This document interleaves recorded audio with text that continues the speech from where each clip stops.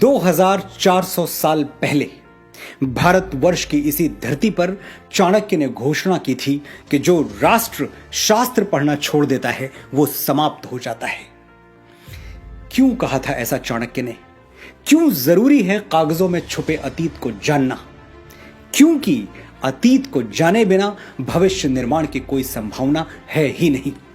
जो देश अपना इतिहास भूल जाता है उसका भूगोल अपने आप समाप्त हो जाता है। जो लोग भुला देते हैं तारीख को अपनी, उन लोगों का ज्योग्राफिया बाकी नहीं रहता। पिछली कई सदियों से हमने अपने इतिहास की जमीनें लावारिस छोड़ रखी हैं।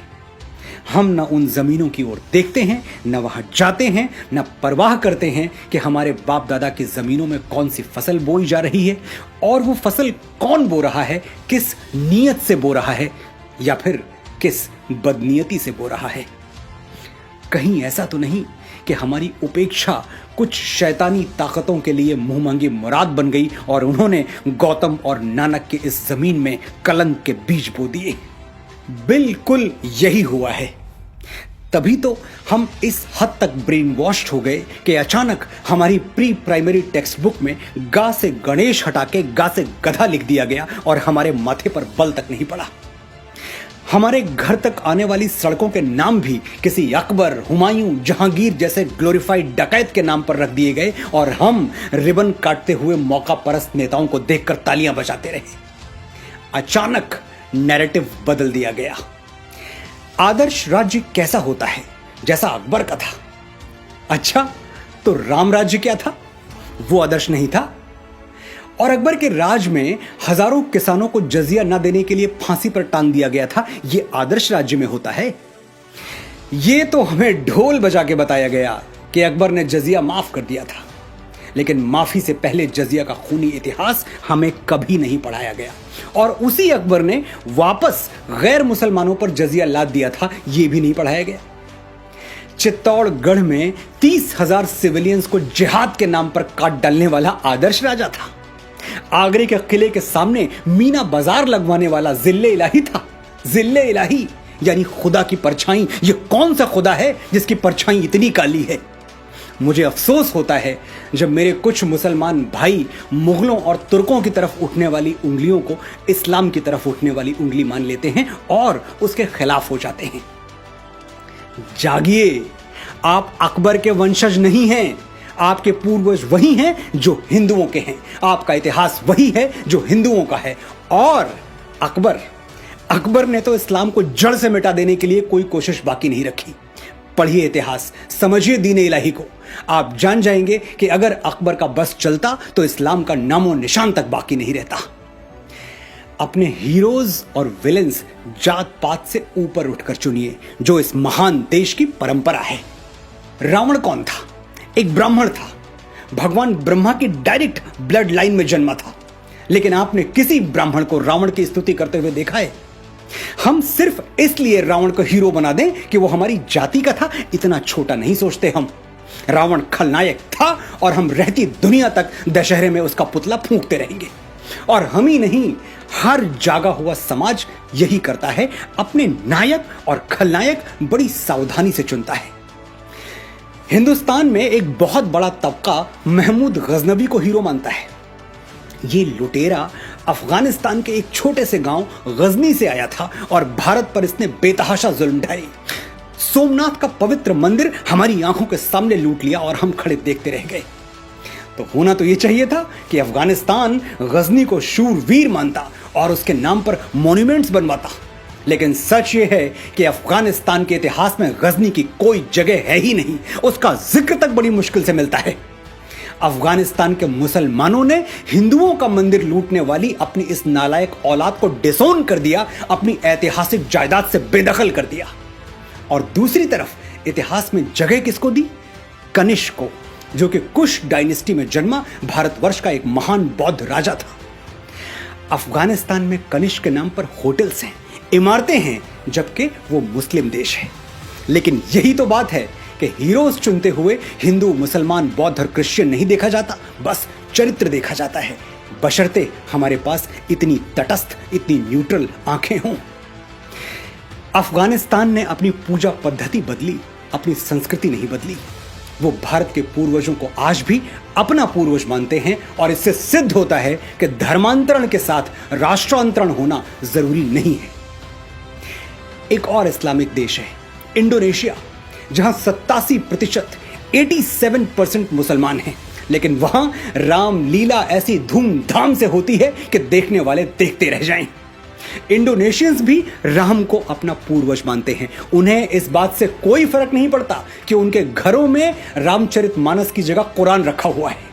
धर्म अलग है तो क्या, पूर्वज तो एक हैं। ये बात जिस दिन मेरे मुसलमान भाइयों को समझ में आ गई, उस दिन हिंदू मुस्लिम एकता के झूठे और राजनीतिक स्वार्थ से लिप्त नारे गायब हो जाएंगे और सचमुच मन के धरातल पर, आत्मा के धरातल पर हम एक हो जाएंगे। वापस लौटते हैं उस बात पर जो मुझे चुभ रही है और आपको भी चुभनी चाहिए। हमें चीख चीख कर बताया गया कि मुगल अंग्रेजों की तरह लुटेरे नहीं थे। वो हिंदुस्तान की दौलत लेके कहीं 7 समंदर पार दूसरे मुल्क में नहीं गए, यहीं रह गए। ठीक है, तो मैं आपके घर पर अटैक करता हूं, कुछ लूट के अपने घर नहीं ले जाऊंगा, बल्कि आपके ही घर में कब्जा करके रह जाऊंगा और आपको, आपके परिवार को, जो कल तक उस घर के मालिक थे, अपना गुलाम बना के रखूंगा। आप मुझे हीरो मानेंगे? नहीं मानेंगे। तो मुगलों को हीरो क्यों मानते हैं और क्यों ऐसी कमजोर दलीलें देते हैं जिस पर हंसी आ जाए? एक और दलील है कि मुगलों की हुकूमत में 200 सालों तक कोई सिविल वॉर नहीं हुआ, इतनी शांतिप्रियता बनी रही। यह किसी ने नहीं बताया कि ग्वालियर के किले में मुगलों की तरफ उठने वाली आंखों में जलता हुआ सरिया घोंप दिया जाता था। तो बगावत की हिम्मत कौन करता?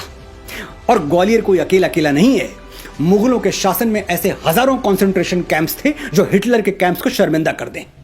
जिन आतताइयों ने तख्त को रिश्तों, नातों, मर्यादाओं और उसूलों के ऊपर रखा, हुकूमत के नशे में अपने बाप को कालकोठरी में ठूंस दिया, अपने ही भाइयों के गर्दनें उतार ली। अगर उनके राज में शांति बनी रही तो वो शांति ऐसी ही थी जैसे सद्दाम हुसैन ने इराक में बनाकर रखी थी या फिर किम जोंग टू ने नॉर्थ कोरिया में बनाकर रखी हुई है। ये दोनों नाम गूगल कर लीजिएगा, आपको मेरी बात समझ में आ जाएगी। ये मुगल और तो खैर कहीं भारतीय संस्कृति से प्रभावित नहीं हुए, लेकिन बाबा तुलसी की एक चौपाई का अनर्थ इन्होंने जरूर कर दिया। भय बिन होए न प्रीत, डर के बिना शासन नहीं चल सकता। बस ये भूल गए कि श्री राम ने किन परिस्थितियों में डर का सहारा लिया था।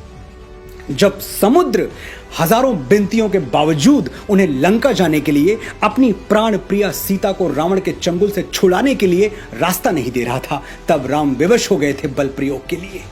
विनय न मानत जलधि जड़, गए 3 दिन बीती, बोले राम सकोप तब, भय बिनु होए न प्रीति। राम ने साम्राज्य विस्तार के लिए कभी भय का सहारा नहीं लिया। राम राज्य में रहने वालों के लिए राम की घोषणा क्या थी जानते हैं?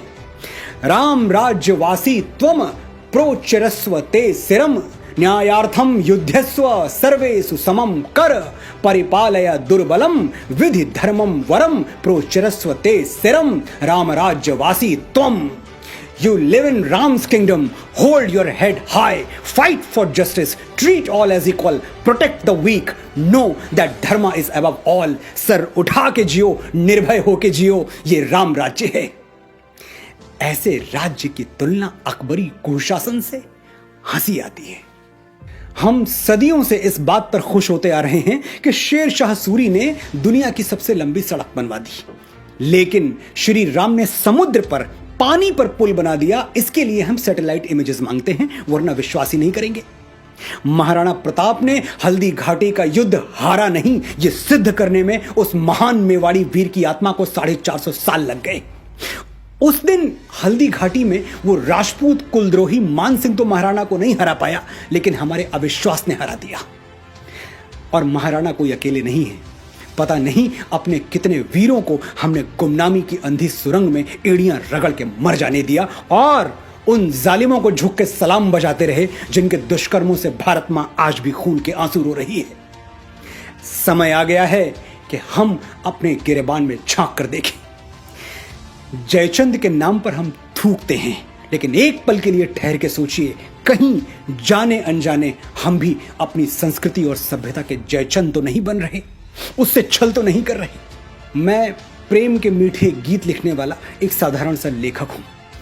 आज मेरी बातों में आपको क्रोध और कड़वाहट नजर आई होगी, लेकिन मैं इसके लिए क्षमा प्रार्थी नहीं हूं।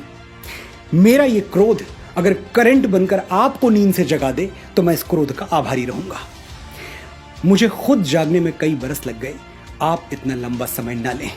मेरे अनुभवों से सीखें, सच्चे इतिहास के दबे हुए स्वर गुंजायमान करें, अपने बच्चों के लिए सही आदर्श, सही नायक छोड़ें, झूठे नायकों के मुखौटे उतार के फेंक दें, अपनी विरासत को माथे से लगाएं और इस धरती मां का ऋण चुकाएं जहां मैं और आप बीज बन के फूटे हैं और एक दिन राख बनकर समा जाएंगे। जय भारत, जय भारती।